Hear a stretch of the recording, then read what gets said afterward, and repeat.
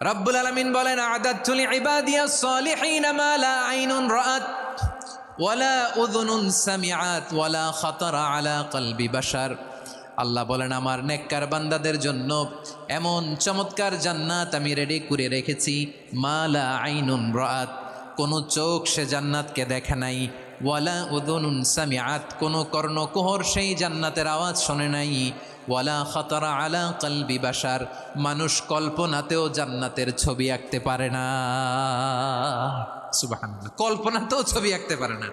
পৃথিবীর যত বিখ্যাত বিখ্যাত ডিজাইনাররা আছে সবাইকে একসাথে বসিয়ে যদি আমরা বলি জান্নাতে যে চেয়ারের মধ্যে আমরা বসবো, এই চেয়ারের একটা ডিজাইন করেন তো, কোটি কোটি ডিজাইনকে একসাথে করা হলেও জান্নাতের একটা চেয়ারের ডিজাইন হবে? প্রিয় সিলেট, আওয়াজ করে বলো, জান্নাতের একটা চেয়ারের ডিজাইন তারা করতে পারবে না। কেমন জান্নাতে আমরা যাব? বিশ্বনবী কিভাবে জান্নাতকে আমাদের সামনে চিত্রায়িত করেছেন, পোট্রে করেছেন। তিনি বলেছেন, জান্নাতীরা যখন জান্নাতে ঢুকবে, ফেরেশতারা জান্নাতীদেরকে বলবে, ওয়া ইন্না লাকুম আন তাসিহু ফালা তাসকামু আবাদা, ও জান্নাতীরা, তোমরা আজীবন সুস্থ থাকবা, কোনোদিন অসুস্থ হবা না। সুবহানাল্লাহ বলেন। আচ্ছা, আজকের এই মাহফিলে যারা এসছেন কোনোদিন অসুস্থ হন নাই, এরকম কে কে আছেন? হাত তোলেন তো দেখি। ওই যে হাত তুলছে, পাওয়া গেছে, চিরসুস্থ। তোমরা কোনোদিন অসুস্থ হও নাই? অসুস্থ হও নাই? তা তুমি আর জান্নাতে যেয়ে কি করবা?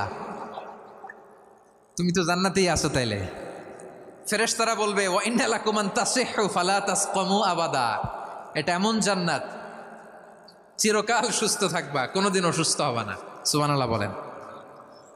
ওয়া ইন্না লাকুম আন তাহইয়াউ ফালা তামুতু আবাদা, তোমরা অমর হবা, মৃত্যু তোমাদের স্পর্শ করবে না। সুবহানাল্লাহ। অমর হওয়ার জন্য আমরা কত কিছু করি। জান্নাতে গেলে অমর হওয়া যাবে, ঠিক কিনা বলেন? তোমরা চিরকাল বেঁচে থাকবা, তোমরা আর মরবা না। ওয়া ইন্না লাকুম আন তাশিব্বু ফালা তাহরামু আবাদা, তোমরা চির যুবক থাকবা, আর বার্ধক্য তোমাদের স্পর্শ করবে না। সুবহানাল্লাহ বলেন। এই দুনিয়ার সুখ আনন্দকে নষ্ট করে দেয় বার্ধক্য। মানুষ বুড়ো হতে চায় না।